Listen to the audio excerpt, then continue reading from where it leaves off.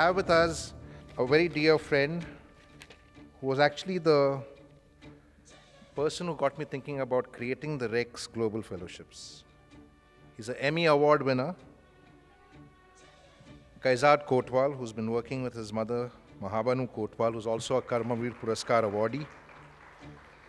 He's been very active on the issue of gender rights and gender justice for many years.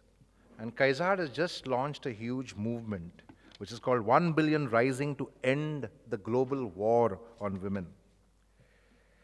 When I nominated Kaizaad for the Karmavir Puraskar, because he's done a lot of work, he said, Jerry, I don't think I deserve this honor at this stage because I need to do more. And maybe next year when I get the 1 billion campaign going. And that actually was a trigger point, Kaizaad, where I started thinking, how do we get people like you who have that integrity, who have that intent to do something into the fraternity any which way? And that's how the REX Global Fellowships concept started kind of playing in my head. And I'm happy that we have a whole lot of REX Karmavir Global Fellows here. Kaizaad Kotwal, playwright, actor, wears multiple hats. He's going to speak about his concept, the idea, 1 billion rising to end the global war on women.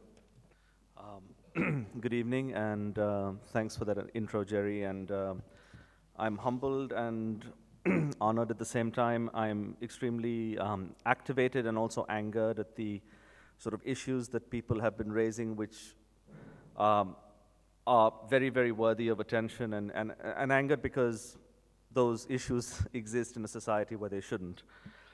On the 8th of December 2010, a 13-year-old girl was abducted by 4 boys, raped and left by the roadside. That girl somehow managed to crawl to a brick kiln for help, only to be raped by 2 workers again. When she was finally let go in the evening, a rickshaw driver offered her to give her a lift, only to rape her again and dump her on the same road. Left for dead and crying for help, the young teen was picked up by a truck driver and his aide. And you may have guessed it by now. They raped her repeatedly for 9 days. In July of 2011, 3 men raped a 3.5-year-old girl. Yesterday, we were privileged enough to hear from Dr. Naireen Daruwala of the Sneha organization from the Dharavi slums of Mumbai, a shelter that we've supported for many years. That shelter actually started when its founder, Dr. Armida Fernandez, who worked at the neonatal department of Sion Hospital, was one day brought a young child of 2 months old who had been slit from the vagina to the umbilicus because somebody had tried to rape her under the belief that if he raped a virgin, his diseases would be cured. The 2 cases that I mentioned of the young girl who had been raped repeatedly and the 3.5-year-old girl happened right here in neighboring Haryana. There is an epidemic of rapes in that state and in this country and perhaps even in the world, which begs for the imposition of martial law or peacekeeping troops from the UN. But then again, we know that peacekeeping troops from the UN are also responsible for rape. And nothing is being done to stop any of these atrocities. In the Haryana case, to add insult to injury, the former Chief Minister, Om Prakash Chautala, said that girls needed to be allowed to be married off at a, quote, very young age to protect them from rapes, end quote. A DSP there, Yashpal Khatana, offers as an explanation for the frequency of rapes the fact that, quote, girls are easily influenced these days. They wear Western clothes, so the number of gang rapes will increase, end quote. And the icing on the cake, Chinese food. Quote, chow mein leads to hormonal imbalances, evoking an urge to indulge in such acts, said Jitendra Chattar, Khap Panchayat leader. Burgers and pizzas were also seen as rape-inducing foods. We may laugh at the absurdity, but none of these so-called leaders is even half joking. They are deadly serious, sadly. And deadly serious also is the war on women. Often when I use this phrase, the war on women, there is a confusion about the linguistic framing. Surely people say to me, you must mean a war against women. But no, it is a war on women. So why or how or what is a war on women? The answer is simple. Increasingly, conflicts around the world are being fought quite literally on the bodies of women and girls. Religious institutions, political organizations, social norms, cultural protocols, governments, and increasingly corporations have started to use the bodies of women and girls to fight for the agendas that they are vested in. This isn't necessarily a new phenomenon, but it seems that the fervor with which women are being violated is new. There is, without a doubt, a war on women being fought in just about every country in the world, including the United States and in Europe. And because this war is so proliferated, so simultaneously engaging so many nations in it, we don't think of it as a war, and hence we don't see it as worthy of resources to try and restore women to a place of safety and peace. Currently, there is a war ongoing in the Congo, a war being fought largely over the small minerals such as tantalum, tungsten, tin, gold, and coltan, used largely in our cell phones, digital cameras, portable music devices, computers, Game Boys, and PlayStations. This war is the second longest conflict in the history of the world and has claimed close to 6 million lives. It's still ongoing. So the number of fatalities is second only to the Holocaust in Europe between the two world wars. In this war, men of certain villages have been wiped out, and women are being abused in ways that are unimaginable. An octogenarian grandmother was gang raped by 11 teenaged boys. Sons are routinely asked to rape their mothers and sisters at gunpoint and then killed.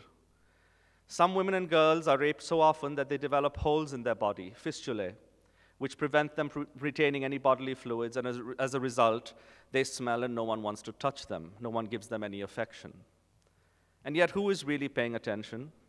Where is the Indian media's reportage on this? Why are we not demanding conflict-free telephones in this nation, with the second largest telephony in the world? And when will this war truly end?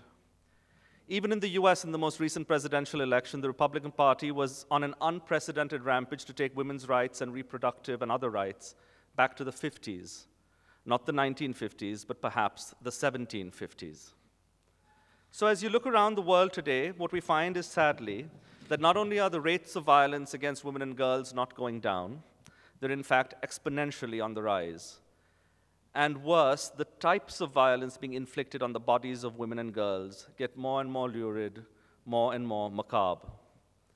For those of us who have been involved to varying degrees to raise awareness and funds to combat and diminish violence towards women and girls, we have always somehow operated under the subconscious assumption that the violence would at some point end.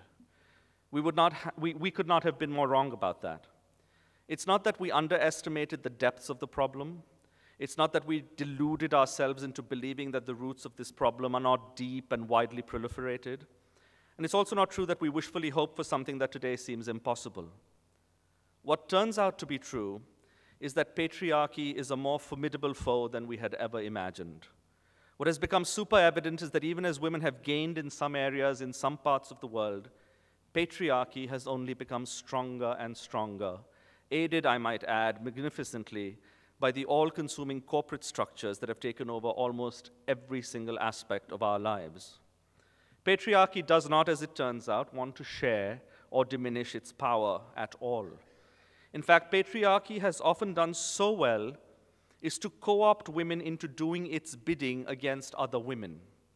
So from the horror stories of mothers-in-law who badger, sometimes to death, their daughters-in-law over dowry, to women in the corporate structure world having to appear more and more masculine the higher they climb that NASDAQ and Wall Street ladder, women are co-opted by patriarchy to continue the domination of other women.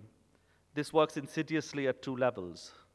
First, it allows men to appear less complicit in the crimes against women by the fact that women are now co-opted into doing their dirty work. And second, it allows men to turn around and say, it's just not us men, look, it's women who are also doing bad things to other women. And patriarchy is blind to caste, religion, geography, culture, region, nation, continent, and even social and economic strata. One of the most horrifying findings in many studies in India is that violence is often more prevalent in better educated, more well-to-do communities. So while we hear about the atrocities of the Kap Panchayats, how often do you hear about elite Malabar Hill in Mumbai, which has one of the highest rates of female feticide in this city, perhaps even in the country? Here, the rich don't have to break gender identification laws. They can simply afford to whisk away to Singapore, Dubai, London, and with the first fetus is a female, simply abort it before returning to a marvelous hilltop view of the Arabian Sea and lush foliage all around in their multi-million-dollar apartments. According to a United Nations report in 2004, and I want you to listen to this number very carefully, 1 out of every 3 women in the world today is a survivor of violence or some form of rape, some form of beating or some form of sexual violence. If you do the math, that means that at this given moment in the world, we have over 1 billion women who have been violated. 1 billion. In India, the number of women who are violated is closer to 1 out of every 2. So the numbers are staggering, the scope of the problem mind-boggling, and this unnamed war an ongoing silent holocaust. And change, though seemingly impossible and the light at the end of the tunnel most definitively not quite within sight yet, we still have to keep working towards that. Which brings me to this notion of 1 billion rising that Jerry mentioned, and I want to just clarify that the idea is not really my idea. But we've been working with the playwright of the Vagina Monologues, a play that some of you may be aware of. And she is starting this new movement on February 14th of next year called 1 Billion Rising, and we're helping her here in India to launch the Indian initiative. And the idea of 1 Billion Rising is that our hope is, Eve's hope and our hope, is that 1 billion people, women, their supporters, their husbands, their brothers, their sons, their employers, their bosses, will get out into the public arenas. You will leave your workspace for about 15 or 20 minutes on that day. You can gather in your lobby, you can gather in the lawn outside your office building, you can gather in a communal room at the hospital you work at, wherever, and you will dance. And you will dance for 20 minutes, or half an hour, or however long you can, for the simple reason that for the first time in the world, we hope, will any issue have mobilized 1 billion people to focus their attention on a particular problem. So while it may seem frivolous that you know, we're going to get out and dance, that's just the beginning. But it is important to make that symbolic statement. It is important to make that statement to the world to say that 1 billion of us, or perhaps even more, are now aware and ready to do something about this. The reason that I raise that I've been focused on this issue of gender violence for so long is that many of the problems that we've talked about today have at the root the fact that we do not value women. And if you switch that around, if we start valuing women right from the start, from the womb, with prenatal care, and you know, we could go on and on about that, a lot of the problems that many of you are dealing with in your own amazing ways would also start to diminish, if not disappear. I'll end with just a couple more things. In a poll of 370 gender experts on how well women faced in the G20 countries, India, they don't tell you this in India Shining, was ranked the worst country to be a woman. Saudi Arabia was better than us. You know that you are a democracy only in name when your gender rights and welfare situation is worse than that of a theocracy based on religious fundamentalism. The real solutions to ending violence against women is the reevaluation of patriarchy and its sure but steady dismantling. That's a far bigger challenge than the human mind has yet been able to wrap itself around. So the work that my mother and I have been doing for the last 10 years or so, we have used art as an agent of activism and fundraising to combat this war on women. I want to end with a poem that Eve Ensler herself has written with her work, based on her work in the Congo. She wrote this piece after interviewing an 8-year-old girl named Noella at the Panzi Hospital in Congo. And after the interview, Eve tried to hug Noella, and she squirmed away. Eve realized that Noella probably hadn't been hugged since she had been raped by a group of militia every day for 2 weeks straight. The rapes had destroyed her insides and given her fistula, so she had no ability to hold her pee. Eve hugged her anyway and held her on her lap, and after realized that there was no turning back. I end this piece with this poem not as some rhetorical flourish or as some speechwriter's grand scheme of audience manipulation. I end with it because even after over 100 times of reading it, I can barely get through it without losing it. So I'll try. Baptized. Look out your window. The dead live everywhere. Think of your luxuries as corpses. Count the bodies. 30 hacked children for a new PlayStation. 20 tortured women so you can text photos from the party. 50 amputated men waving their missing hands as sweet Andrew mindlessly bounces his rubber ball. I held an 8-year-old girl in my lap who had been raped by so many men, she had an extra hole inside her. When she accidentally peed on me, I was baptized. It isn't over there, the Congo. It's inside everything you do and touch or do not do. Thank you.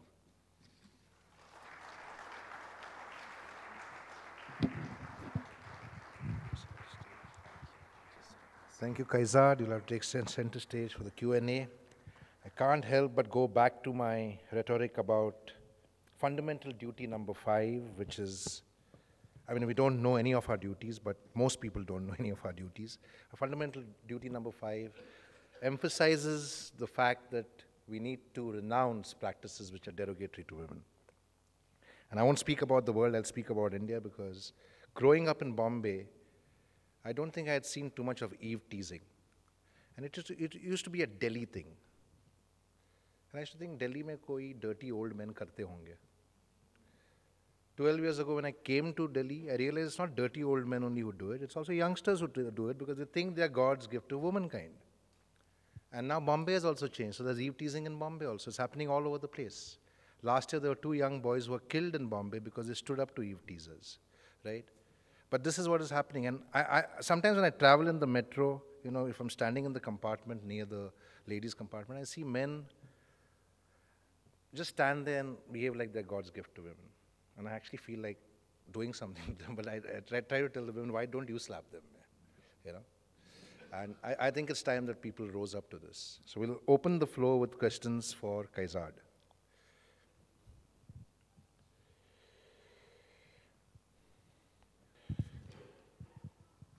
Just make it brief, less than 1 minute. Thank you very much for this very enlightening speech, because we are joining this 1 billion, and we have already started it from 25th of November, International Anti-Women's Violence Day, with 16 days activism and campaigning with the Padyatra on this. Correct. I just want to, it's a statement or a question, I don't know, but I'm so moved about this because we are very intensively working on violence against women, that it's true that patriarchy is behind this.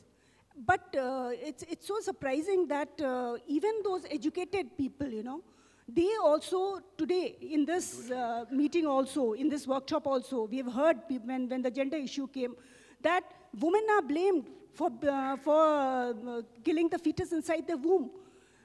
You know, so I think we really need to look into ourselves and see that why do we say that woman is against woman, you know? That proverb is so common and it hits back on us, which is said in Hindi, "Mahila hi mahila ki dushman hoti hai." And we have been fighting that. And I am feeling so happy that you as a man, I'm sorry, a male, speaking on this issue so passionately, because patriarchy and the patriarchal mindset is so pakka with that RCC cement, I don't know which cement, that it is so inside us. And I feel behind all this is the religion.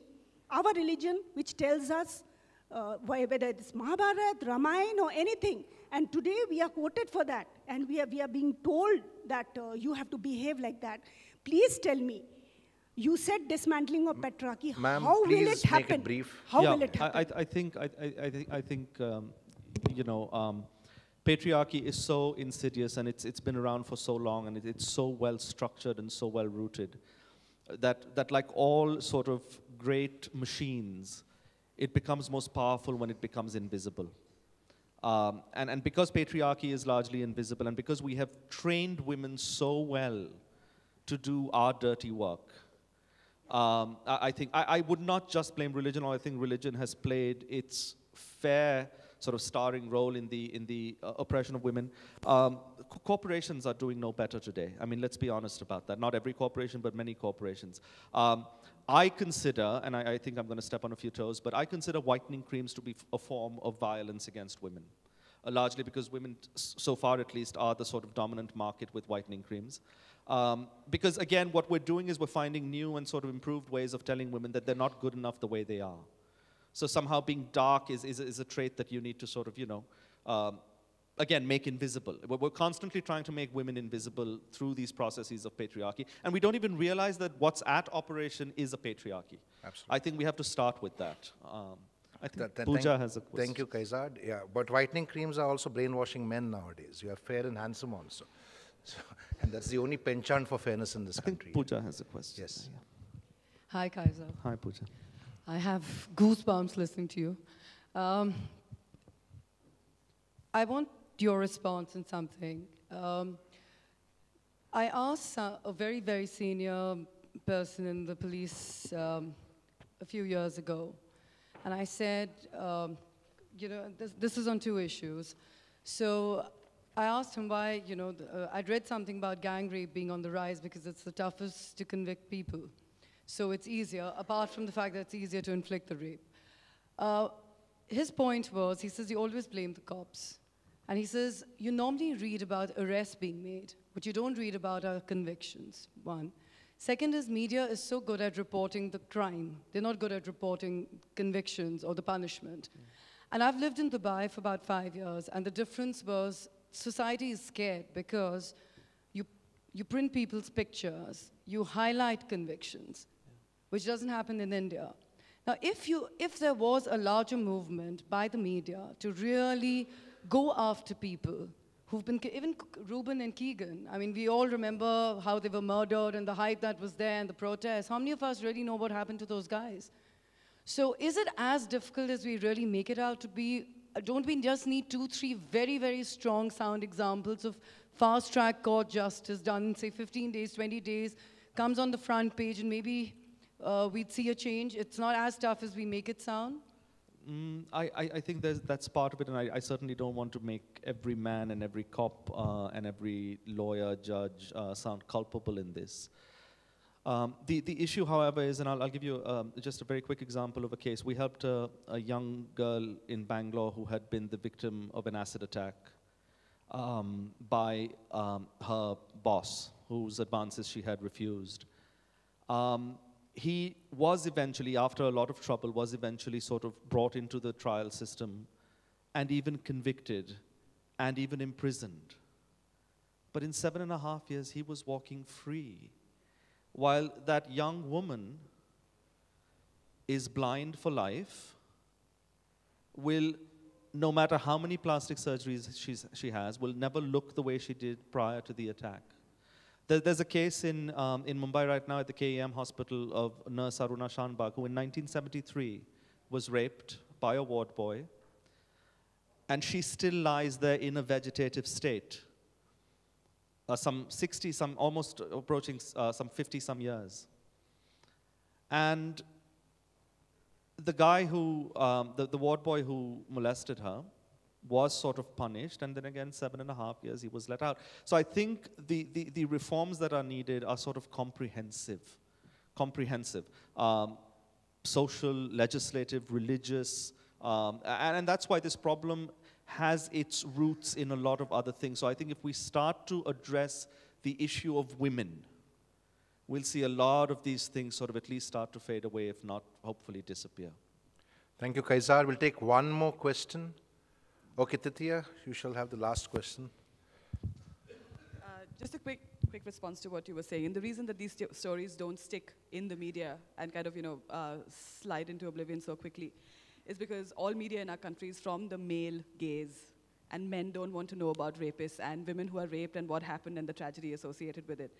So it's also about changing the way that, the media, everything in the media, be it, cinema, music videos, everything is reported from and to, from a. Oh, no, absolutely not. It is a male gaze, absolutely. The way that you see television in our country is from a male gaze. There's no denying that. And that's why stories like this would not stick. Yeah, I would sort of largely agree with that. Even Ekta Kapoor looks at women from a patriarchal male point of view. Absolutely. She is not looking at them because what sells is that patriarchal view of women. Yeah, because I agree. I mean, the entire media, even IPL today, is less of sport and more of sleaze. Absolutely. Thank you. Absolutely. Yeah. And I have a dear friend who made a movie called Cocktail this past year.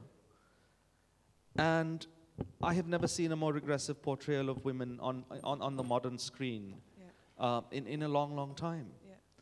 And so, but I don't think they even intentionally did that. They just thought this is great entertainment and this will sell. So that dismantling, again, coming back to what you were saying. Absolutely. So, it is going to take, and also, to address this lady who asked the previous question, was that you'll be able to, it is going to take a long time to dismantle patriarchies, because it is the only system that we've known. We have never existed. Our civilization has never existed without being sort of, propped up. There have been exceptions, but you're largely correct, no, yes. In our country, in our culture. Sure. Yeah. Secondly, I think the other question that I had was that, you spoke really beautifully about this culture of shaming of women, where if you get raped, it's your fault. If there's domestic violence, it's the woman who has to kind of keep the honor of the family and keep quiet. And it's so much easier to communicate it to an urban audience, using theater and so many other means. How do you communicate this how do you change this? How do you break this cycle in a more, in small towns and in rural settings? It's very difficult, and if you, yesterday Dr. Nireen Daruwala, who spoke about that, not just the rural, but even in the sort of urban poor slum, the ideas are so deeply entrenched and socialized. I mean, when somebody rapes a young child of 2 months because they think they're going to get cured of their disease, where do you begin? Do you begin with psychology Swift and counseling? And brutal punishment is where you Well, yeah, of course you begin with punishment. Of This course has you begin. to be but dealt with the godmen. Sorry, everybody. But the corporations are no better today. I mean, what are the one of the things, and this contradicts a little what Jerry said yesterday, one of the things that I'm not capable of counseling women who've been abused. I'm not capable of nursing them back to health. So one of the things that we've decided to do is that we can use our art to raise awareness and to raise funds. And I cannot tell you how futile sometimes an exercise it is trying to convince corporations to pay attention to this, both with their actions and their money. They would much rather give 25 lakhs for a fashion show where, they get to hobnob with hot models than they would to sort of some meaningful art, and not just mine, I'm not talking about just, but anything that really wants to sort of combat these issues. So I know that the issue will not be solved in my lifetime, and I think I still have a few good years to live. But we have to start somewhere. We just absolutely have to start somewhere. Yes, thank you. Thank you so much. Yeah.